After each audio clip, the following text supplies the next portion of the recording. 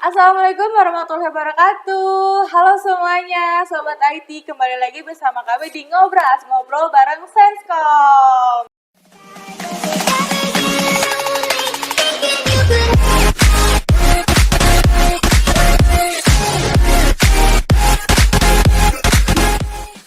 Saat ini saya sudah bersama dengan Pak Teguh Purnomo, salah satu dari trainer edu kita.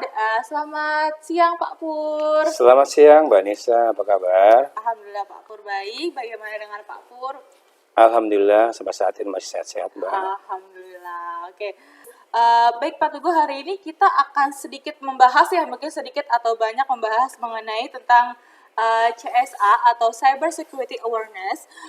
Itu salah satu bisa dibilang sangat di bidang keahliannya Pak Teguh Purnomo ya teman-teman semua. Mungkin banyak dari Sobat IT yang belum mendengar apa sih Security Awareness itu, atau bagaimana sih fungsinya atau kegunaannya itu tuh bagaimana Pak Teguh Purnomo. Apa yang dimaksud dengan istilah Cyber Security sendiri, kemudian kenapa harus dengan Cyber Security? Oke, selamat siang sahabat IT. Dan pada kesempatan ini saya akan coba sharing mengenai apa sih yang dimaksud dengan Cyber Security Awareness. Ya. Kalau kita sering dengar istilah mengenai Cyber Security ya.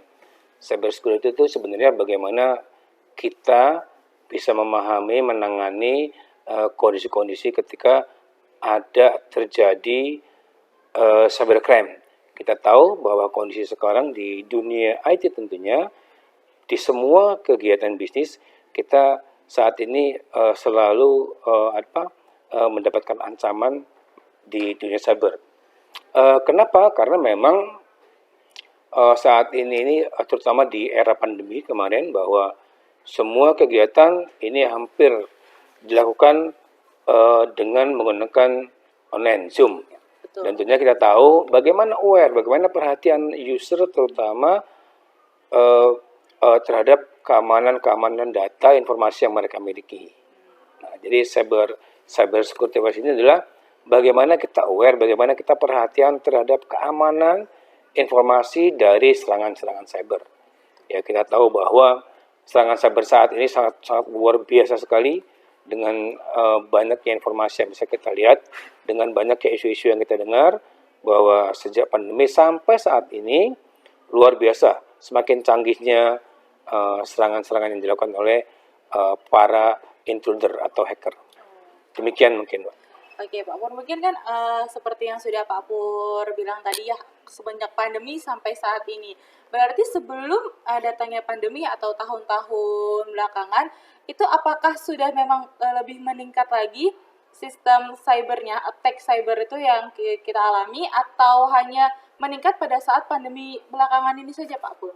Oke, sebenarnya yang namanya serangan cyber itu dari tahun ke tahun selalu meningkat. Dari tahun ke tahun. Nah, pada era pandemi, kenapa jauh lebih meningkat? Karena hampir semua aktivitas dilakukan menggunakan online. Ini adalah peluang yang sangat besar bagi setiap individu, terutama mereka yang menyatakan diri sebagai hacker gitu ya. Jadi tentunya sebelum pandemi juga banyak serangan, tapi pada masa pandemi tentunya juga sangat besar. Kenapa? Karena peluangnya jauh lebih banyak ya, karena semua aktivitas, semua kegiatan bisnis, baik pendidikan, bisnis, ekonomi dan politik dan sebagainya, semua ketergantungan terhadap online. Demikian. Oke, baik. Selanjutnya nih Pak Pur, apa yang dimaksud dengan cybercrime dan bagaimana kondisi cybercrime di dunia dan Indonesia saat ini? Oke, jadi yang namanya crime atau kriminal itu ada di dunia nyata dan dunia maya. Betul. Artinya adalah bahwa di dunia nyata ini kita tahu banyak sekali teknik para penjahat melakukan kejahatannya. Nah, di dunia maya pun sama. Ya, jadi cybercrime itu adalah bagaimana kejahatan yang terjadi di dunia yang seolah-olah tidak terlihat, tapi kejahatan yang terjadi justru memberikan dampak yang luar biasa.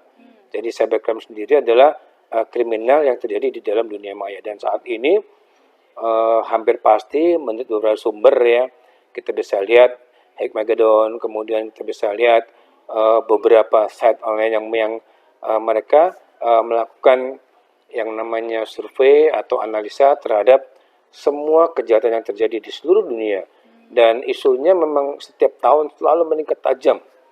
Ya, jadi cybercrime itu adalah kriminal di dalam dunia maya. Ya.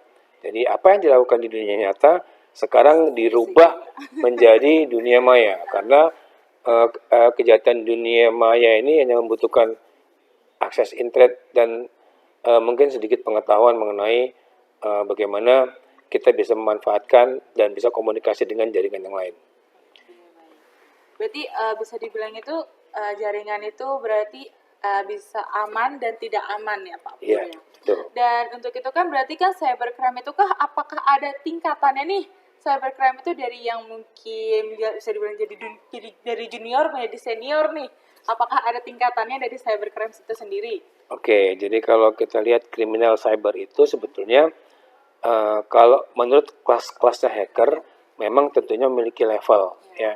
Karena kejahatan itu sendiri bisa dilakukan sama dengan kejahatan di dunia nyata. Kalau di dunia nyata kan banyak tuh ada level-level lah ya, kejahatan-kejahatan di dunia nyata itu banyak. Apakah Iya. juga di cybercrime juga ada tuh level kejahatannya? Sama, tergantung dari apa sih yang menjadi penyebab kenapa mereka melakukan kejahatan cyber. Yang pertama bisa jadi karena mereka itu melakukan kejahatan itu karena sebetulnya mereka nggak tahu bahwa itu adalah sebuah kejahatan. Contohnya sekarang beberapa undang-undang ITE menyatakan bahwa melakukan scanning itu hanya ingin mencari tahu layanan apa yang terbuka pada sebuah sistem. Ini pun sudah dianggap sebagai kejahatan. Nah, ada juga para pelaku kejahatan cyber ini yang mereka adalah pemula yang mereka sendiri tidak sadar bahwa mereka melakukan kejahatan itu memiliki efek yang luar biasa. Contoh sederhana begini, banyak anak-anak SMP yang mereka dapat skrip gratis di internet, dan yang luar biasanya adalah internet itu menjadikan semua fasilitas, semua kebutuhan untuk menjadi seorang penjahat di dunia maya. Ya, jadi banyak sekali contoh yang sederhana itu ketika kayak kemarin terjadi kejahatan di beberapa contohnya yang saat ini sedang ramai adalah Sub 16 ya, di mana di situ ada orang Indonesia yang membuat skrip itu dilakukan, dan skrip itu memang sangat berbahaya ternyata. Kemudian ada anak-anak SMP yang coba melakukan device, kemudian mencoba. Jadi kalau kita lihat apakah ada tahapan atau level dari setiap kejahatan cyber, ada. Ya, yang pertama, kalau mereka para profesional justru tidak melakukan kejahatan dan tidak terlihat dampaknya. Ya, karena mereka melakukan kejahatan itu tergantung kepentingan. Ada karena kepentingan pribadi, ada karena kepentingan ekonomi bisnis, ada kepentingan politik, ada kepentingan finansial. Ya, jadi tergantung dari kepentingan setiap kriminal yang dilakukan di dalam dunia maya tadi. Gitu. Baik, terima kasih Pak Pur. Ya, berarti bisa disimpulkan bahwa tingkat kriminal pun dalam cybercrime atau dalam security jaringan itu ternyata ada tata kelasnya juga, bukan hanya di dunia nyata ya. Kalau penjahat-penjahat itu kan ada seperti kelas kakap gitu ya yang paling tingginya. Kalau di cybercrime apa Pak Pur paling tingginya? Jadi sebetulnya ada beberapa istilah yang ada kelas-kelasnya sebenarnya. Ada kelas hacker ya, ada yang menyatakan sebagai black hat, ada yang white hat, ada yang grey hat, ada yang suicide hack, ada yang script kiddies dan sebagainya, tergantung. Jadi siapa yang memberikan level tersebut, biasanya kalau di komunitas hacker itu ada level, ada jenjangnya. Ketika mereka sudah bisa melakukan sesuatu, maka levelnya akan naik. Nah, bedanya dengan dunia nyata adalah kalau pencuri-pencuri yang kejahatan-kejahatan yang dilakukan di dunia nyata itu, mereka lebih banyak klasifikasinya tergantung dari kejahatan yang dilakukan. Padahal bisa jadi pemula melakukan kejahatan yang luar biasa yang sebenarnya itu layak dilakukan oleh penjahat kelas kakap kalau di dunia nyata. Kalau di dunia maya nggak bisa, karena tergantung level kemampuan dari si attacker tadi, si hacker tadi. Jadi kalau pemula ya mereka bisa jadi script kiddies, atau mereka nyari script aja untuk bisa melakukan serangan. Dan ketika orang itu rajin akses ke internet, maka dia akan dengan mudah mendapatkan tools cara untuk melakukan hacking. Ya, banyak sekali yang bisa kita berikan contohnya ketika pemula-pemula itu melakukan serangan-serangan yang sebenarnya mereka sendiri nggak tahu apa yang mereka lakukan gitu. Banyak juga seperti itu, tapi tentunya untuk level-level yang tinggi kayak black hat itu mereka, kalau black hat itu mereka jelas ya, itu tadi ada beberapa yang membuat mereka melakukan itu adalah bisa jadi karena memang demi kepentingan pribadi, bisa jadi karena hobi, bisa jadi karena dia butuh popularitas, ya, bisa jadi karena memang karena politik, ekonomi politik, bahkan bisa jadi karena sekarang yang paling ramai adalah kompetitor. Jadi persaingan bisnis itu butuh agar saingannya itu jatuh, maka dilakukan serangan-serangan yang memang lewat cyber yang dilakukan. Baik. Demikian. Baik. Ada mungkin satu lagi pertanyaan nih. Apakah cybercrime yang menjadi hackernya itu bisa dianggap itu dia adalah sebagai orang yang jahat atau dia orang yang baik, Pak? Tadi menurut kelas hacker tadi ada black hat, ada white hat. Ya. Kalau black hat itu konotasinya adalah mereka yang melakukan kejahatan biasanya karena kepentingan pribadi, karena kepentingan golongan, karena kepentingan politik, atau karena kepentingan finansial. Jadi mereka memiliki apa yang namanya keuntungan baik buat. Tetapi kalau white hat itu enggak. Jadi mereka memang melakukan uji uji vulnerability atau uji kelemahan sistem dari target. Ketika mereka menemukan celah tersebut, bukannya mereka buat untuk kepentingan pribadi, enggak, tapi mereka memberikan informasi ke administrator sistemnya agar memperbaiki celah-celah yang mereka temukan. Ya, sekarang banyak sekali istilah bug bounty ya. Jadi ada bug bounty itu bagaimana mereka user atau admin atau hacker atau orang security yang memiliki kemampuan untuk bisa mencari celah-celah dari kelemahan sistem, kemudian mereka mendapatkan reward. Ini semakin banyak dicari, semakin banyak ketemu juga kelemahannya gitu. Betul. Oke, baik. Kita move untuk pertanyaan selanjutnya ya, Pak. Ya. Apakah kira-kira teknik dan cara agar pengguna internet dapat lebih aman dalam mengakses ke dalam dunia maya? Oke, jadi ketika kita bicara mengenai bagaimana saya bisa aman, ya, karena sesungguhnya untuk benar-benar aman itu nggak mungkin.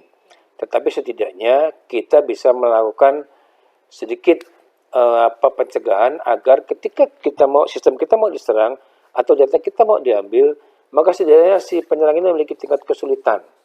Ya, karena kalau kita lihat risiko dari sebuah sistem diserang itu memang ada beberapa level. Ya, jadi bagaimana tekniknya, bagaimana triknya, mungkin nanti kita akan coba di sesi berikutnya ya. Di sesi berikutnya saya akan coba nanti bawakan bagaimana tekniknya bertahan, bagaimana tekniknya kita mengetahui bahwa sistem kita itu diserang, bagaimana kita mengamankan baik laptop kita, smartphone kita, PC kita, informasi kita dari serangan-serangan cyber. Di sesi kedua, mudah-mudahan di pertemuan berikutnya kita akan bahas lebih. Tunggu season yang mungkin ditunggu ya. Yeah. Ini Sobat IT sangat menarik bukan pembahasan kita mengenai cyber security awareness di season pertama ini. Sudah sangat menarik banget, apalagi pembahasan pertama kita itu mengenai apa saja penjelasan-penjelasan tentang cyber security, terus juga bagaimana kondisi dengan cybercrime, tahapan-tahapan kejahatan yang belum pernah kita ketahui, lalu juga resiko dan teknik yang dijelaskan oleh Pak Teguh Purnomo. Nanti untuk bahasan selanjutnya akan kita lanjutkan di sesi kedua, Sobat IT ya. Yang belum subscribe untuk channel ini dan menonton video-video sebelumnya, jangan lupa ya untuk ditonton dan di subscribe channel Sciencecom. Oke Sobat Ngobers, sampai ketemu lagi. Assalamualaikum warahmatullahi wabarakatuh.